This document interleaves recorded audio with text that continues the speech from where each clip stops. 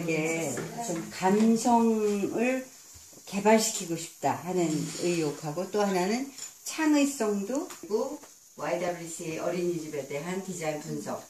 이제 현황을 많이 보내줬어요, 저한테. 자기들은 이렇게 해놨는데 이게 잘 된 거냐, 못 된 거냐. 그런 생활 속에서 어떤 문제가 생겼을 때 그걸 해결하는 과정에서 기능에 대해서도 생각하고, 아름다움도 생각하고, 또 뭔가 상징해야 되는 그런 것들을 생각하는 것이 디자인이다. 단적으로 말한다면 생활 속의 예술이다. 이렇게 말할 수 있겠다고 얘기를 했어요. 그래서 우선 기능성이라 그러는 거는 뭐 기능을 잘해야 되는 거잖아요. 그러니까 예를 들어서 아이들의 칫솔 같은 걸 디자인하려고 하는데, 어른 칫솔을 좀 조그맣게 만들면 애들께 된다고 생각하면 큰일이라는 거죠. 그래서 아이들은 칫솔을 쥐는 방법도 다르다. 기능성을 설명하고, 신미성은 그 아름답기 때문에 우리가 정말 하기 싫은 일도 즐거울 수가 있다. 이런 병원에 뭐 치과라든지 무슨 MRI 찍는 기계라든지 이런 것도 정말 깔끔하고 예쁘게 만들면 그 치료받는 사람이 덜 아프고 덜 무섭고, 이런 것까지도 다 신미성으로 해결할 수 있는 문제들이다. 이렇게 설명을 했습니다. 또 상징성이라고 하는 것은 우리가 쉽게 말하면 어떤 물건에 들어있는 스토리다, 이렇게 생각하면 될 것 같아요. 어떤 물건을 봤을 때 뭔가 의미가 내재되어 있는 것처럼 보이는 것.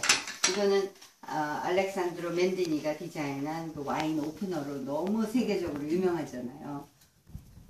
그 다음에 이제 아이들에게 감성을 풍부하게 해주고 싶다. 그런다면 디자인 요소와 원리를 활용해야 된다. 색채, 형태, 재료 세 가지를 말할 수가 있겠다. 그래서 이제 그 얘기를 하고, 디자인의 원리도 뭐 엄청나게 많지만 그 중에서 제일 중요한 것이 통일성과 변화, 또 균형, 그 다음에 주제가 뭐고 배경이 뭐냐를 구분할 줄 아는 것. 이것이 제일 중요한 디자인의 원리다. 이렇게 색채라는 것은 이제 우리가 너무 잘 알다시피 색상과 톤에 따라서 이렇게 다양하게 전개가 되는 거고. 그리고 왜 색채가 감성을 자아내느냐 하면, 정말 색의 구성에 따라서 이런 거는 굉장히 비비드하고, 또 이런 거는 스윗하고, 뭐 멜랑콜리하고, 뭐 이런 그 무드를 우리가 바로바로 느낄 수 있다는 거죠. 그래서 아이들의 환경 속에서는 이렇게 비비드하거나 브라이트하거나 스트롱한 그런 세 가지 톤을 활용하는 것이 굉장히 아주 좋은 색채 개혁이 되는데, 이렇게 많은 색을 썼지만 여기 있는 환경들이 굉장히 복잡해 보인다거나 혼란스러워 보이는 게 없는 이유는 왜냐하면 배경이 다 이렇게 무채색으로 둘러싸여지고 액센트가 되어야 하는 부분에만 브라이트한 색을 썼기 때문이다. 그 다음 요소로 형태를 볼 때, 형태는 굉장히 이런 유기적인 형태, 기하학적인 형태 이런 것들이 이제 있고, 또 아이들은 형태에 있어서도 동일한 형태가 반복된 이런 규칙적인 것, 또 불규칙적인 것, 유기적인 것, 기하학적인 것, 모든 것을 경험하게 해줄 때 흥미를 자아낼 수가 있는 것. 또 재료의 다양성이라는 거는, 우리가 재료 하면은 현대에 와서는 너무 플라스틱, 유리 뭐 몇 가지밖에는 안 쓰는데, 옛날부터 우리는 원시 시대부터 뭐 흙을 굽기도 하고 또 돌을 갈기도 하고 이러면서 자연의 재료를 엄청나게 다양하게 사용을 했었거든요. 그래서 이런 재료에 대한 것도 아이들에게 많이 경험하도록 할수록 감성이 풍부해진다, 이런 이야기를 했습니다.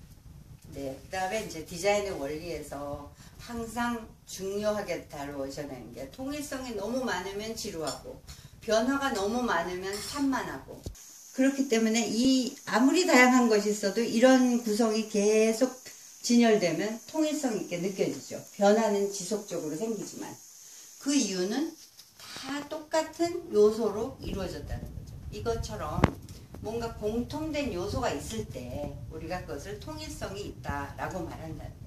뭐 색이 통일이 되어 있다든지, 형태가 통일이 되어 있다든지, 재료가 통일이 되어 있다든지, 아까 말씀드린 그런 재료를 어떻게 통일성의 요인으로 만들까 하는 걸 생각해야 된다는 의미인 거죠. 그 다음에 균형의 원리는, 우리가 두 가지 균형을 늘 얘기하는데, 이렇게 좌우 대칭의 균형은 가장 쉽죠. 근데 어른들의 공간, 또 굉장히 클래식한 공간은 좌우대칭을 쓰지만 아이들의 공간, 또 현대적인 공간에서는 우리가 대칭적인 균형을 찾아내야 된다는 거죠.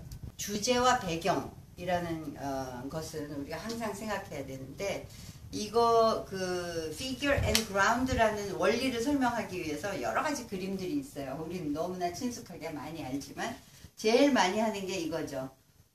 두 사람의 옆모습과 하나의 뭐 루빈의 항아리라고도 부르는 건데, 항아리를 보고 있으면 얼굴이 살짝 없어지고 얼굴을 보고 있으면 항아리가 잘 안 보이죠. 그 이유는 우리가 지각을 할 때 두 가지 요소를 동시에 다 잘 볼 수 없다는 것입니다. 그거를 말해주는 거죠. 그러니까 어느 게 주인공이고 어느 거 배경인지를 설정해주는 것과 그렇지 않은 것에서는 사람들이 혼란을 겪을 수가 있다는 거죠. 시각적으로. 그래서 우리가 뭐 창의성이 있어야 된다 얘기하지만 머릿속에 든 게 없는데 뭘 창의성이 있겠어요. 그러니까 기억되는 게 많아야 돼요. 너무 흥미로운 거를 많이 받으면 나중에 뭔가를 생각해내야 할 때 그런 것들이 연합돼서 우리의 아이디어를 새롭고 또 이전에 없었던 그런 거를 만들어낼 수 있는 능력이 생긴다는 거죠. 네, 아래와 위, 그러니까 위와 아래를 경험하고 싶은 거죠. 그래서 계단을 그렇게 좋아하는 거예요. 그래서 여기에 이제 2층에서 내려다보는 뷰, 그래서 세상이 달라지는 것.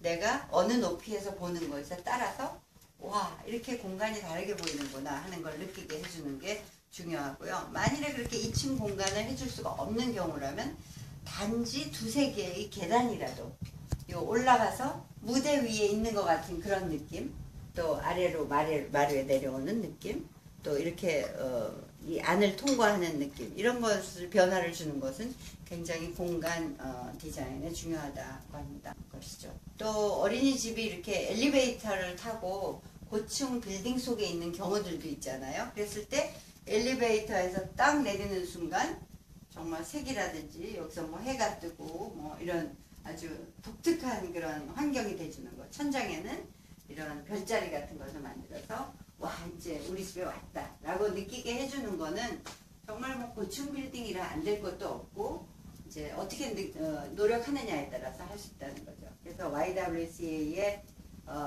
그 분석을 해주는 기준은 색채, 형태, 재료의 다양성이 뚜렷한가, 또 통일성과 변화의 원리가 적용이 됐는가, 그다음에 디자인 요소들이 균형 있게 배치됐는가, 주제와 배경이 명확한 구분이 있는가, 또 기억의 창고가 될 만한 어떤 정체성이 있는가, 아니면 창의적인 학습 도구가 있는가, 또 안과 밖, 아래와 위, 빛과 어둠, 질서와 신비 등의 대비를 전해주고 있는가, 이런 것이 있는지를 제가 체크 포인트로 해서 살펴보았습니다. 여기서는 이제 블루를 아주 천편일률적으로 쓰다 보니까 너무 블루예요. 그래서 좀 색을 다양하게 써야 되지 않았을까, 그런 거를 조금 지적했고요. 또 뭔가를 이렇게 바닥에 깔아주는데 애들이 낮잠도 자야 되고 그러니까 또 좌식으로 아이들이 많으니까 좌식을 할 때 이 매트에 너무 패턴이 많은 거예요.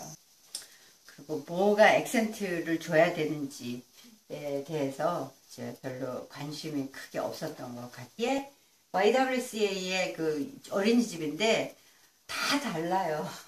설치도 다 다르고 아주 심볼 마크도 뭐 블루로 한 데도 있고 빨강으로 한 데도 있고 이게 아이덴티티 계획이 전혀 안 되어 있어요. 그래서 그거를 제가 지적을 했고 아이들의 작품, 장식, 꾸밈 이런 것이 지나치게 다양하고 다 나열되어 있어요.